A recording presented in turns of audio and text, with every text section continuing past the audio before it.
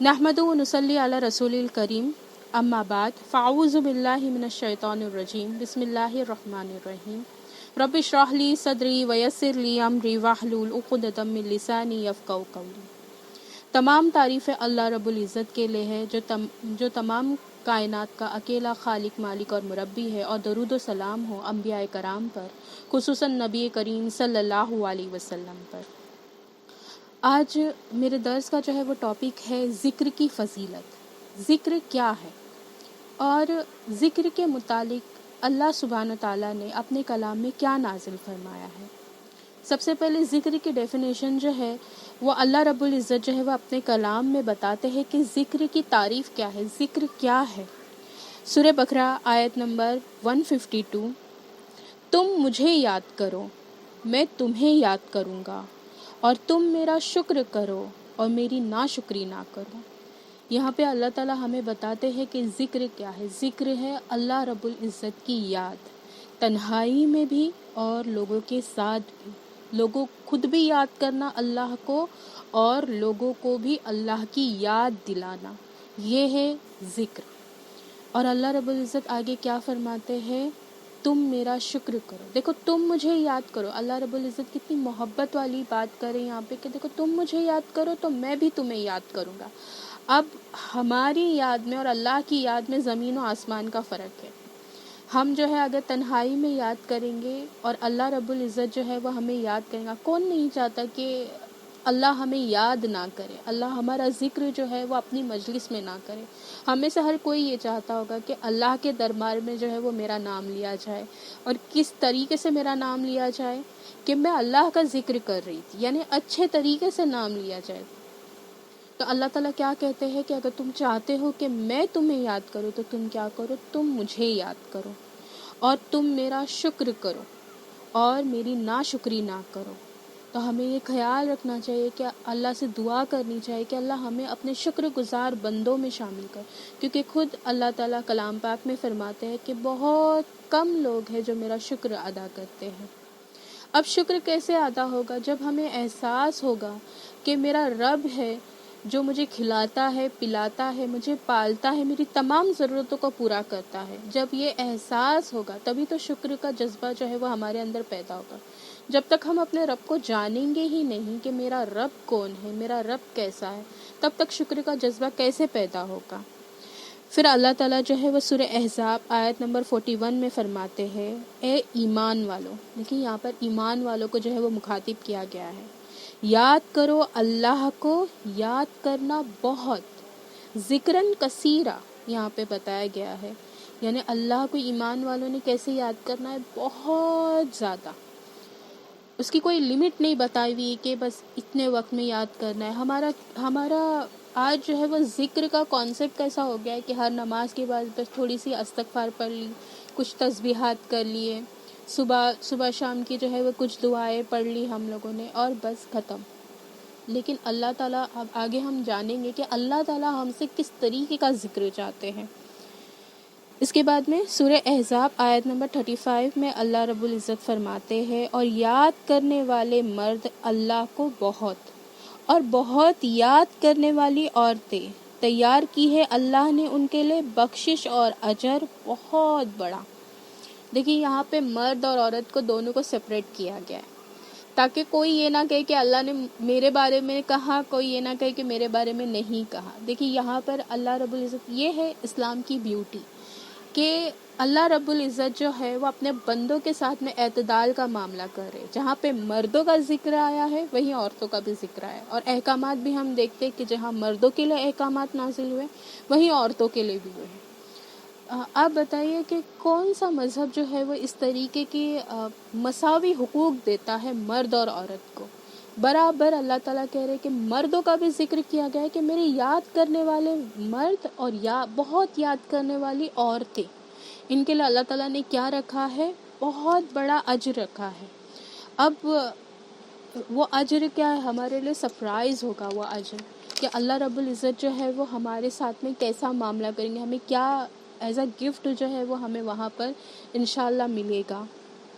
इसके बाद में सूरह अराफ आयत नंबर 205 میں اللہ تعالیٰ فرماتے ہیں اور یاد کیجئے اپنے رب کو اپنے دل میں عاجزی اور خوف کے ساتھ، اس یقین کے ساتھ کہ میں ہی تمہارا رب ہوں اور میں تمہاری پکڑ کرنے کی بھی طاقت رکھتا ہوں اور درگزر کا معاملہ کرنے کی بھی، اور بلند آواز کے بغیر صبح اور شام، اور نہ ہو آپ غافلوں میں سے۔ لیکن یہاں پہ کتنی خوبصورت بات اللہ رب العزت نے بتائی ہے کہ انسان کو کیا کرنا چاہیے، یعنی تم غافل نہ ہو جاؤ میرے ذکر سے، اور ایسا نہ ہو کہ تم میرے ذکر سے غافل ہو جاؤ اور موت جو ہے وہ تمہارے سر پہ آ پہنچے۔ اللہ رب العزت جو ہے وہ ہمیں بچائے کہ ہماری موت اس حال میں آئے کہ ہم غافلوں میں سے ہوں۔ اس کے بعد میں جو ہے وہ اللہ کے نبی کریم صلی اللہ علیہ وسلم نے ذکر کے بارے میں کیا فرمایا ہے۔ رسول اللہ صلی اللہ علیہ وسلم نے فرمایا، مثال اس شخص کی جو ذکر کرتا ہے اپنے رب کا اور اس کی جو نہیں ذکر کرتا اپنے رب کا، ایسے ہے جیسے زندہ اور مردہ شخص۔ یہ جو ہے وہ بخاری کی حدیث ہے، اور مسلم میں بھی اسی طریقے کی حدیث ہے، لیکن الفاظ جو ہے وہ تھوڑے چینج ہے۔ یہ بخاری کی جلد نمبر 11 کی حدیث نمبر 250 ہے، اور مسلم کی حدیث ہے 779۔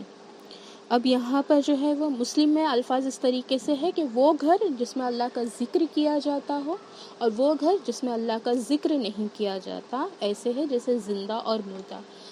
اب دیکھیے، زندہ اور مردہ کی مثال یہاں پر دی گئی ہے، یعنی وہ شخص جو اللہ کو یاد کرتا ہے اس کا دل کیسا ہے، زندہ ہے، اس کی روح زندہ ہے۔ کیوں زندہ ہے؟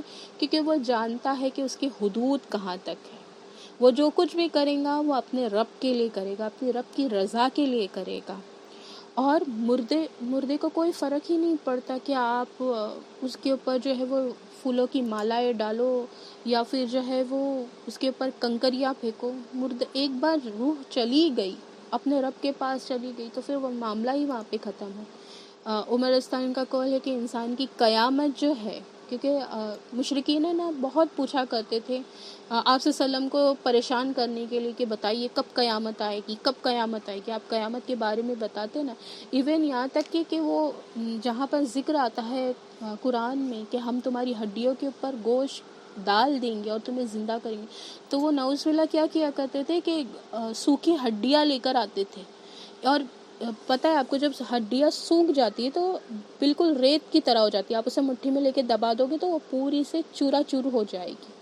تو وہ اس طریقے سے مٹھی میں دباتے تھے، اس کی جو ریت ہوتی تھی وہ ہوا میں اڑاتے تھے اور کہتے تھے کہ ان میں گوشت چڑھے گا، اس کو اٹھایا جائے گا، اس کو زندہ کیا جائے گا۔ تو اللہ سبحانہ تعالیٰ اس کی جواب میں کتنی پیاری مثال دیتے، کہتے کہ کیوں نہیں، جب تم کچھ نہیں تھے تب ہم نے تم کو پیدا کیا، اب تو ہڈی ہے نا، ایٹ لیسٹ کہ اس کے پر گوشت چڑھایا جائے اور اس کو جو ہے وہ زندگی دی جائے، کچھ تو ہے، کوئی بنیاد تو ہے۔ جب تو تمہاری کوئی بنیاد نہیں تھی تب ہم نے تمہیں پیدا کیا، تو کیا اب پیدا کرنے کی طاقت نہیں ہے ہماری؟ تو عمر استانی نے جب یہ پوچھا کرتے تھے کہ بتاؤ قیامت کب آئے گی، قیامت کب آئے گی، تو عمر استانی نے کہا تھا کہ دیکھو، انسان کی قیامت تو اس کی موت ہی ہے، کیونکہ ایک بار موت آ گئی تو آپ جو ہے وہ کچھ نہیں کر سکتے، کوئی معاملہ، نہ کوئی نیکی کا کام کر سکتے ہیں، نہ کوئی بدی سے رک سکتے ہیں، اور آپ کے پیچھے جو ہے وہ لوگ آپ کو کس طریقے سے یاد کریں گے آپ اسے تبدیل بھی نہیں کر سکتے۔ اگر آپ نے زندگی میں اچھائی کمائی ہوگی تو لوگ اچھا یاد کریں گے، اور اگر آپ نے برے اعمال کیے ہوں گے تو لوگ اسی طریقے سے جو ہے وہ یاد کریں گے۔ تو یہاں پر جو ہے وہ اس حدیث میں بتایا گیا ہے کہ جو ذکر کرتا ہے اللہ کا وہ زندہ ہے، اور زندہ کے لیے نا چانس ہوتا ہے نیکی کرنے کا بھی اور بدی سے رکنے کا بھی، توبہ و استغفار کا بھی جو ہے وہ زندہ انسان کو چانس ہوتا ہے۔ مردے کے پاس تو کوئی چانس ہی نہیں ہے، سارے چانس ہی ختم ہو جاتے ہیں وہاں پہ۔ پھر رسول اللہ صلی اللہ علیہ وسلم نے فرمایا، کیا میں تمہیں ایسا عمل نہ بتاؤں جو تمہارے سب اعمال سے بہتر ہے اور سب سے زیادہ پاکیزہ ہے تمہارے شہنشاہ کے یہاں، یعنی اللہ رب العزت کے یہاں جو ہے وہ اعمال سب سے زیادہ پاکیزہ ہے اور سب سے زیادہ بلند ہے تمہارے درجات میں، اور زیادہ اچھا ہے تمہارے لیے سونے اور چاندی صدقہ کرنے سے، اور زیادہ اچھا ہے تمہارے لیے اس سے بھی کہ تمہارا مقابلہ تمہارے دشمن کے ساتھ ہو اور تم اڑاؤ ان کی گردنیں اور وہ اڑائے تمہاری گردنیں۔ صحابہ نے عرض کیا کیوں نہیں، مطلب آپ صلی اللہ علیہ وسلم آپ ایسا عمل ہمیں ضرور بتائیے۔ تو آپ صلی اللہ علیہ وسلم نے کیا ارشاد فرمایا، وہ ہے اللہ کا ذکر۔ سبحان اللہ، دیکھیں کتنی خوبصورت بات جو ہے وہ اس حدیث میں بتائی ہوئی ہے۔ یہ ترمذی کی حدیث ہے اور ابن ماجہ کی بھی ہے۔ اس کا ترمذی کا ریفرنس ہے 3377 اور ابن ماجہ کا ریفرنس ہے 379۔ یہاں پہ آپ صلی اللہ علیہ وسلم نے بتایا کہ دیکھو یہ سب سے پاکیزہ ہے یہ، اور تمہارے درجات کو بلند کرنے والی ہے، اور اس سے بہتر ہے کہ تم سونا اور چاندی صدقہ کرو۔ میری بہنوں بتائیے کہ آج کے زمانے میں جہاں پہ ہماری مہنگائی کا رونا ہی ختم نہیں ہوتا، اس زمانے میں ہم کہاں سے سونا اور چاندی صدقہ کریں گے؟ وہ جو کھوٹے سکے ہوتے ہیں ہمارے پاس 1 اور 2 روپے کے، وہ تک ہمارے جیب سے نکلنا کتنا مشکل ہو جاتا ہے، کیونکہ مال کی محبت ہے نا دل میں، شیطان نے بٹھا رکھی ہے مال کی محبت۔ تو وہ مال کی محبت اللہ کے لیے ختم ہونے بھی وقت لگتا ہے، دل لگتا ہے اس مال کو جو ہے وہ آگے پاس کرنے کے لیے، اس کی محبت ختم کرنے کے لیے۔ تو اللہ کے نبی کیا فرما رہے ہیں کہ اللہ کا ذکر اس سے بہتر ہے کہ تم سونے اور چاندی کو صدقہ کرو، اور کیا فرمایا ہے کہ تم جہاد کرو، شہید ہو جاؤ، تم اپنے دشمنوں سے لڑو اس حال میں کہ وہ تمہاری گردنیں اڑائے اور تم ان کی گردنیں اڑاؤ، یعنی تم اللہ کی راہ میں جہاد کرو اور شہید ہو جاؤ۔ یہ اس سے افضل ہے کہ کیا کرے، اللہ کا ذکر کرے۔ دیکھیے افضل کا مطلب یہ نہیں ہے کہ اب وہاں پہ جو ہے وہ جہاد کی اور شہید کی جو ہے وہ ویلیو گر جاتی ہے، نہیں، بلکہ اللہ رب العزت نے کچھ موقعوں کو جو ہے وہ بعض موقعوں پر فضیلت دی ہے۔ اب دیکھیں ہمارے لیے تو پاسبل نہیں ہے کہ ہم جو ہے وہ جہاد کے لیے نکلے، تو ہم عورتوں کے لیے سب سے بہتر کیا ہے کہ ہم اپنے گھروں میں جو ہے وہ اللہ کے ذکر کو قائم کرنے والی بنے۔ تو انشاءاللہ ہم جو اللہ کے نبی نے جو فرمایا ہے، تو اگر ہم اللہ کا ذکر کرنے والی ہوں گی تو یہ ساری جتنی بھی اللہ کے نبی نے جو ہے وہ کیٹیگریز بتائی کہ تمہارے درجات بلند ہوں گے اور سونے چاندی کے صدقے سے بہتر ہے، انشاءاللہ ان کے تمام اجر جو ہے وہ ہمیں ملیں گے، بس نیت ہماری خالص ہونی چاہیے۔ اس کے بعد میں آپ صلی اللہ علیہ وسلم نے فرمایا، اللہ فرماتا ہے میں اپنے بندے کے اس یقین کے مطابق ہوں جو میری بابت رکھتا ہے، یعنی جو میرے بارے میں گمان کرتا ہے میں اس کے گمان کے مطابق ہوں، اور میں اس کے ساتھ ہوتا ہوں جب وہ مجھے یاد کرتا ہے۔ اگر وہ مجھے یاد کرے اپنے دل میں تو میں اسے یاد کرتا ہوں اپنے دل میں، اور اگر وہ مجھے یاد کرے کسی محفل میں تو میں اسے یاد کرتا ہوں ایسی محفل میں جو زیادہ بہتر ہے ان کی محفل سے، اور اگر وہ قریب آئے میرے ایک بالشت تو میں قریب آتا ہوں اس کے ایک ہاتھ، اور اگر وہ قریب آئے میرے ایک ہاتھ تو میں قریب آتا ہوں اس کے دونوں بازوؤں کے پھیلاؤ کے برابر، اور اگر وہ میرے پاس آتا ہے چلتا ہوا تو میں اس کے پاس آتا ہوں دوڑتا ہوا۔ سبحان اللہ۔ یہ بخاری کی حدیث ہے، حدیث نمبر 7405، اور مسلم کی بھی یہ حدیث ہے، ریفرنس ہے 2675۔ سبحان اللہ۔ مطلب ہم میں سے کون نہیں چاہیے کہ اللہ رب العزت جو ہے وہ ہمارے ساتھ رہے۔ اللہ تعالیٰ کیا فرماتے کہ میں بندے کے گمان کے مطابق ہوتا ہوں۔ اب گمان اچھا بھی ہوتا ہے برا بھی ہوتا ہے، تو ہمیں ہمیشہ جو ہے وہ اللہ سے اچھے گمان رکھنے چاہیے۔ دیکھیے ساری طاقتیں اسی کے پاس ہے، اور اگر وہ نہیں چاہے گا تو کچھ نہیں ہوگا، اور اگر وہ چاہے گا تو اس کی چاہ کو جو ہے وہ کوئی چیز روک نہیں سکتی۔ یہ تو ہماری آزمائش ہوتی ہے زندگی میں اچھے برے وقتوں کے ساتھ میں، ورنہ اللہ رب العزت تو اپنے بندوں کے ساتھ میں رحیم ہی ہے، شفیق ہی ہے۔ اللہ تعالیٰ کیا فرماتا ہے کہ اگر بندہ مجھے اپنے دل میں یاد کرتا ہے تو میں اسے کیا کرتا ہوں، اپنے دل میں یاد کرتا ہوں۔ اب واللہ العالم کہ اللہ کا دل کیسا، بھی ہمیں اس چیز کے بارے میں بھی خیال کرنے سے منع کیا گیا ہے کہ جہاں پر مثال دی جاتی ہے کہ اللہ کا ہاتھ، اللہ کا پیر، اللہ کا دل، تو واللہ العالم کہ وہ کیسا ہوگا، ممکن ہے وہ ہمارے جیسا تو نہیں ہوگا، لیکن یہاں پہ سمجھانے کی مثال ہے اللہ رب العزت کی کہ اگر بندہ مجھے دل میں یاد کرتا ہے تو میں بھی اسے دل میں یاد کرتا ہوں، اب دیکھیں یہاں پہ درجات بڑھ رہے، جہاں پہ کہا جاتا ہے کہ اگر محفل میں یاد کرتا ہے تو میں بھی محفل میں یاد کرتا ہوں. اور زیادہ افضل کس کی محفل ہوں گی؟ یقیناً اللہ سبحانہ تعالیٰ کی محفل. کیوں؟ کیونکہ اس میں جو ہے وہ فرشتے ہوں گے، مقرب فرشتے ہوں گے، جن کو جو ہے وہ اللہ رب العزت نے جو ہے وہ عزت سے نوازا ہے. ایسے فرشتوں میں ہمارا ذکر ہوگا. اور اگر بندہ کیا کرتا ہے، ایک بالشت اگر اللہ کی طرف آتا ہے تو اللہ کیا کرتا ہے، ایک ہاتھ اس کی طرف آتے ہیں.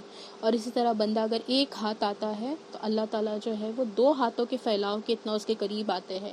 اور اگر بندہ جو ہے وہ چل کر آتا ہے تو اللہ رب العزت دوڑ کر آتے ہیں. مجھے بتائیے بہنوں کہ دنیا کا کون سا رشتہ ہے جو آپ کو آپ کی محبت کا صلہ اس قدر خوبصورتی سے دے گا؟ کوئی بھی نہیں ہوگا. نہ اولاد ہوتی ہے، نہ ماں باپ ہوتے ہیں، نہ شوہر ہوتے ہیں، نہ بہن بھائی ہوتے ہیں، نہ ہی ہمارے دوست احباب ہوتے ہیں. یہ کبھی نہیں ہو سکتا کہ آپ جس قدر محبت کرے، سامنے والا بھی ایز اے ریٹرن آپ سے ویسی ہی محبت کرے، بلکہ اس سے بڑھ کر کرے. اکثر ہمارا شکوہ یہی ہوتا ہے کہ ہمیں ویسا نہیں ملتا جیسا ہم چاہتے ہیں. ایون ہم جہاں پہ کہا گیا ہے کہ شوہر جو ہے وہ لباس ہے، میاں بیوی کے رشتے کو لباس کہا گیا ہے، وہاں پر بھی یہ معاملہ نہیں ہوتا کہ آپ جتنی محبت اپنے ہسبینڈ سے کریں گے وہ ایز اے ریٹرن آپ کو بھی وہی ملے. اور ماں باپ کے ساتھ بھی نہیں ہوتا ہے. ہمارے دل میں کیا ویسی محبت ہے ہمارے ماں باپ کے لیے جیسی محبت وہ ہم سے کرتے ہیں؟ ایون ہماری اولاد کے دل میں کیا ہمارے لیے ویسی ہی محبت ہے جیسی ہم ان سے کرتے ہیں؟ ہم ان کی ہر تکلیف برداشت کر لیں گے، ہر ناراضگی برداشت کریں گے. کیا ہماری اولاد ہمارے ساتھ ایسا معاملہ کر سکتی کہ ہر تکلیف، ہر ناراضگی جو ہے وہ برداشت کر سکتی؟ یہ معاملہ صرف جو ہے وہ اللہ رب العزت کے ساتھ ہے. اسی کی واحد ذات ہے جو ہم سے بنا کسی کنڈیشن کے محبت کرتی ہے. اور دیکھیں وہ کتنا رحیم ہے کہ جب بھی آپ اس کی طرف پلٹ کر جائیں گے تو آپ کا ویلکم کتنے اچھے سے ہو رہا ہے. آپ مجھے بتائیے کہ کبھی ایسا ہوتا ہے نا کہ اگر دوستوں سے بھی بہت لمبے عرصے تک بات نہ ہو تو پہلا سوال یہی آتا ہے کہ زندہ ہو کہ مر گئے. ہم نے تو گمان کر لیا کہ مر گئے. لیکن اللہ رب العزت کبھی ایسا بھی مذاق میں بھی نہیں کہتا کہ کیوں آئے میرے پاس، اب آ کر کیا کرو گے، اب تو سب کچھ لٹا کر آئے. تو ایسا تو اللہ کبھی نہیں کہتا. کتنا خوبصورت ویلکم ہوتا ہے کہ میرا بندہ جو ہے وہ ایک بالش آتا ہے تو میں ایک ہاتھ آتا ہوں. سبحان اللہ. اللہ رب العزت بھی جو ہے وہ ہمیں کیا کرے، اس کی محبت میں اور آگے بڑھائے. ہم اس کی محبت میں جو ہے وہ درجات کو بلند کرتے جائیں. اس کے بعد میں جو ہے حضرت عبداللہ بن بصر رضی اللہ عنہ سے روایت ہے کہ ایک آدمی نے کہا، ایک شخص جو ہے وہ رسول اللہ صلی اللہ علیہ وسلم کے پاس آیا اور اس نے سوال کیا کہ اسلام کے احکام جو ہے وہ مجھ پر بہت بھاری، یعنی بہت زیادہ احکامات ہیں اسلام میں، تو میرے لیے بہت مشکل ہو رہا ہے کہ میں ان پر جو ہے وہ عمل کروں. آپ مجھے کچھ آسان جو ہے وہ کوئی ایسی چیز بتائیے جو تھوڑی ہو اور ثواب میں جو زیادہ ہو، یعنی اس کے اوپر محنت تھوڑی ہو اور اس کا اجر جو ہے وہ زیادہ ہو، جسے میں مضبوطی سے پکڑ لوں. دیکھیں یہاں پر ایک چیز اور سامنے آتی ہے کہ صرف ہمیں ایسے اعمال نہیں کرے جیسے کیا اور چھوڑ دیا، بلکہ ہمیں کیا کرنا، اللہ کو سب سے زیادہ جو ہے وہ نیکی پسند ہے جو تھوڑی ہو لیکن اس کے پر جو ہے وہ آدمی استقامت سے جم جائے، اس نیکی کو چھوڑے نہیں. پھر یا اللہ کو سب سے زیادہ جو ہے وہ نیکی پسند ہے.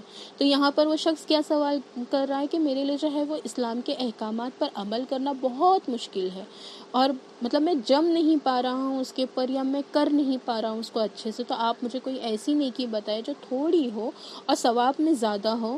تو آپ صلی اللہ علیہ وسلم نے فرمایا تمہاری زبان جو ہے وہ ہمیشہ اللہ کے ذکر سے جو ہے وہ تر رہے، یعنی کبھی بھی تم اللہ کا ذکر جو ہے وہ کرنا نہ چھوڑو. یہ جو ہے وہ ترمذی کی حدیث ہے اور ابن ماجہ میں بھی جو ہے وہ اس کو نقل کیا گیا ہے. ترمذی کی ریفرنس ہے 3375 اور ابن ماجہ میں جو ہے ابن ماجہ کی ریفرنس ہے 3793. یعنی انسان کو اگر کم محنت میں جو ہے وہ زیادہ نیکی کمانی ہے تو اس کو کیا کرنا چاہیے، اپنے رب کا ذکر جو ہے وہ کنٹینیوسلی کرتے رہنا چاہیے. اب یہ نہیں بتایا کہ کوئی خاص وقت مقرر نہیں کیا، بلکہ کیا کہا گیا کہ تمہاری زبان جو ہے وہ ذکر الہی سے خالی نہ ہو۔ اور آج دیکھیں نا کہ ہماری زبان کیا واقعی میں ذکر الہی میں لگی ہوئی ہے، کیا ہم ہر وقت اللہ کے ذکر میں مشغول ہیں، یا ہم غافلوں میں سے ہیں؟ ہمیں یہ اپنے آپ کو جو ہے وہ دیکھنا چاہیے۔ آپ صلی اللہ علیہ وسلم نے فرمایا، جو شخص ایک حرف پڑھے اللہ کی کتاب یعنی قرآن سے، تو اس کے لیے اس کے بدلے ایک نیکی ہے، اور ایک نیکی کا اجر 10 نیکیوں کے برابر ہے۔ میں نہیں کہتا کہ الف لام میم ایک حرف ہے، بلکہ الف ایک حرف ہے اور لام ایک حرف ہے اور میم ایک حرف ہے۔ یہ جو ہے وہ ترمذی کی حدیث ہے، ریفرنس ہے 2910۔ یہاں پہ اللہ کے نبی کریم صلی اللہ علیہ وسلم نے کیا فرمایا ہے کہ قرآن کے متعلق کیا فرمایا کہ جو شخص جو ہے قرآن میں سے جو ہے ذکر کرتا ہے اللہ کے، یعنی قرآن پڑھتا ہے، پڑھاتا ہے، سکھاتا ہے، سیکھتا ہے، تو اس کے لیے کیا ہے، اللہ تعالیٰ نے ایک ایک حرف کے اوپر 10 نیکیاں رکھی ہیں۔ اور اللہ کے نبی کریم صلی اللہ علیہ وسلم نے ایکسپلین بھی کیا ہے اس کو کس خوبصورتی سے، کہ میں نہیں کہتا کہ الف لام میم جو ہے وہ ایک حرف ہے، بلکہ الف ایک الگ حرف ہے، لام ایک الگ حرف ہے اور میم ایک الگ حرف ہے۔ یعنی یہاں پر ہی جو ہے وہ انسان کو کتنی ساری نیکیاں جو ہے وہ ان 3 حرفوں میں ہی مل جاتی ہے۔ حضرت عقبہ بن عامر رضی اللہ عنہ سے روایت ہے، انہوں نے فرمایا رسول اللہ صلی اللہ علیہ وسلم گھر سے باہر تشریف لائے اور ہم صفہ میں موجود تھے، تو آپ صلی اللہ علیہ وسلم نے فرمایا، تم میں سے کون یہ پسند کرتا ہے کہ وہ ہر روز بہتان یا عقیق کی طرف جائے اور لائے وہاں سے موٹی موٹی کوہانوں والی 2 اونٹنیاں، اور اس میں وہ کسی جرم کا ارتکاب نہ کرے اور نہ ہی قطع رحمی کرے؟ ہم نے عرض کیا، یا رسول اللہ صلی اللہ علیہ وسلم، ہم سبھی یہ پسند کرتے ہیں۔ آپ نے فرمایا، کیا نہیں جاتا تم میں سے کوئی شخص مسجد کی طرف کہ وہ جان لے یا پڑھے وہ آیتیں اللہ عز و جل کی کتاب سے، یہ بہتر ہے اس کے لیے 2 اونٹنیوں سے، اور 3 آیتیں بہتر ہے اس کے لیے 3 اونٹنیوں سے، اور 4 آیتیں بہتر ہے اس کے لیے 4 اونٹنیوں سے، اور جتنی بھی آیتیں وہ پڑھے اپنے تعداد کے مطابق وہ اس کے لیے بہتر ہے ان تعداد کی اونٹنیوں سے۔ یہ مسلم کی حدیث ہے، ریفرنس ہے 803۔ یعنی دیکھیں آج کے زمانے میں جو لوگ قربانی کرتے ہوں گے ان کو پتہ ہوگی کہ قربانی کے جانور کی ویلیو کیا ہے، مطلب کیا پرائز ہے ان کی، بکرے کی کیا پرائز ہے اور بڑے جانوروں کی کیا پرائز ہے وہ۔ تو اب سوچیں کہ اگر یہ مل رہا ہے آپ کو ایز اے گفٹ تو کون نہیں لینا چاہے گا۔ اور اس زمانے میں عربوں کو جو ہے کیونکہ اونٹ سے بہت محبت تھی، اونٹ گھوڑے ان سے بہت محبت تھی، کیونکہ عربوں کا رہنا ہی ان میں ہوتا تھا، اور یہ اپنے جانوروں کے ساتھ میں بہت رحم کا معاملہ کیا کرتے تھے، کیونکہ اس وقت یہ سواری ہوا کرتے تھے نا۔ آج ہم میں سے کون ایسا شخص ہے جو اپنی کار سے، جن کے پاس کار ہے، اب لیڈیز کو مجھے نہیں پتا کہ کتنی محبت ہوگی، بٹ جینٹس جن کے پاس کار ہے وہ دیکھتے ہیں آپ کی ان کی صفائی بھی کرتے ہیں اور ان کے مینٹیننس کا خیال بھی رکھتے ہیں۔ تو یہ اس ٹائم میں یہ جانور جو تھے وہ ایک سواری ہوا کرتے تھے، اور ان کے اگر جان پر آ جاتے تو ہم جانتے ہیں کہ اونٹ کو ذبح کر کے وہ اس کا گوشت کھاتے تھے، اس کے پانی سے جو ہے وہ اپنی پیاس بجھاتے تھے، تو یہ زندگی دینے والی چیزیں ہوا کرتی تھی، تو ان کی ویلیو جو ہے وہ ان کو پتہ تھی۔ تو اللہ کے نبی نے کیا فرمایا، اچھا اور ایک حدیث میں جو ہے وہ اس طریقے کے الفاظ ملتے ہیں کہ تم میں سے کوئی شخص فجر کے وقت جو ہے وہ قرآن سیکھے یا اس کی تلاوت کرے، تو یہ افضل وقت بتایا گیا ہے۔ اگر قرآن کے پڑھنے کا سب سے افضل وقت جو ہے وہ فجر کا ہے۔ کیوں فجر کا ہے؟ کیونکہ اللہ رب العزت نے جو ہے وہ آپ صلی اللہ علیہ وسلم کی امت کے لیے جو ہے وہ برکت والا وقت جو ہے وہ فجر میں رکھ دیا ہے، افضل ترین وقت جو ہے وہ فجر کا ہے۔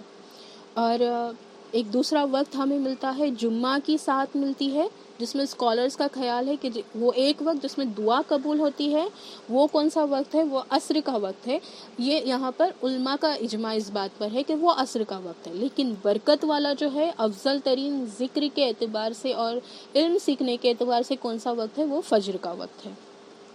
تو یہاں پر اللہ کے نبی نے کیا فرمایا کہ جو شخص جو ہے وہ مسجد میں جائے اور کیا کرے، اللہ کی کتاب کی تلاوت کرے یا اسے سیکھے، تو اس کے لیے جو ہے وہ جتنا وہ سیکھے گا اتنی زیادہ اونٹنیاں ملنے کا اجر اس کو ملے گا۔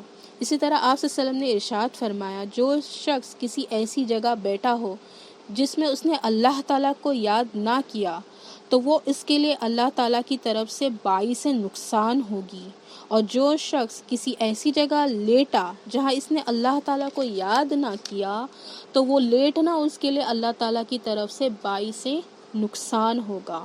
یہ ابو داؤد کی حدیث ہے، ریفرنس ہے 4856۔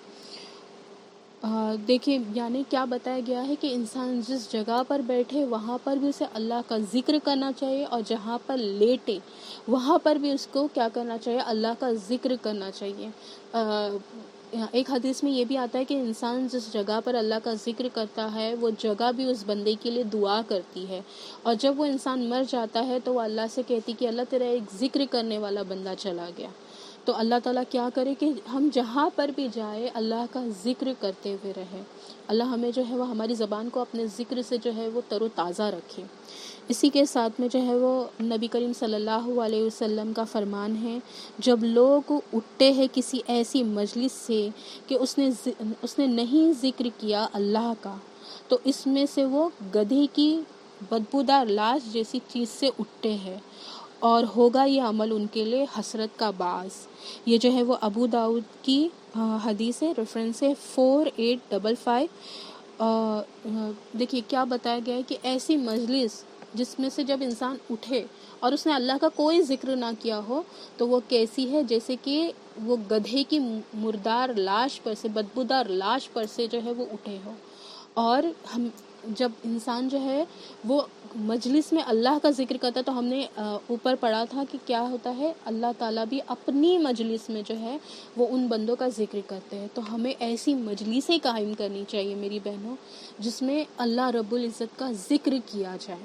اچھا ایک چیز ہے نا، علم سیکھنا ہمارے اوپر بہت ضروری ہے، لیکن علم کو سکھانا بھی اتنا ہی ضروری ہے۔ کیوں؟ کیونکہ ہم نہیں جانتے کہ ہماری موت کا وقت جو ہے وہ کتنا ہے۔ اگر ہم علم سیکھتے ہوئے اللہ کی راہ میں جو ہے وہ مر جائیں گے تو ہم اللہ تعالیٰ کو کہیں گے کہ اللہ ہم تیرا علم سیکھتے ہوئے آئے، اور اگر ہم یہ انتظار میں رہیں گے کہ ہاں میں ایک مطلب وہ سرٹن جو ہے وہ ڈگری حاصل کر لوں گی اور پھر میں کوالیفائڈ کہلاؤں گی کہ میں عالم ہوں، عالمہ ہوں، اور اس کے بعد میں اللہ کا ذکر جو ہے وہ لوگوں تک پہنچاؤں گی، تو واللہ العالم کہ ہمیں اتنی مہلت ملے گی یا نہیں ملے گی۔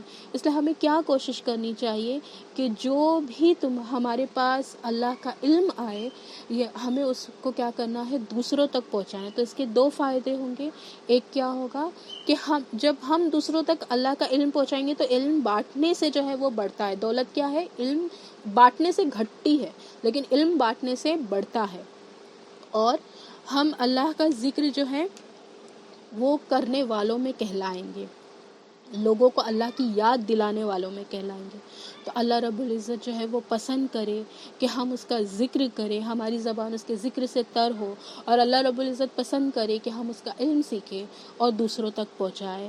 وآخر الدعوانا الحمد للہ رب العالمین۔ سبحان اللہ و بحمدہ، سبحانک اللہم و بحمدک، اشہد ان لا الہ الا انت، استغفرک و اتوب الیک۔ جزاک اللہ خیر۔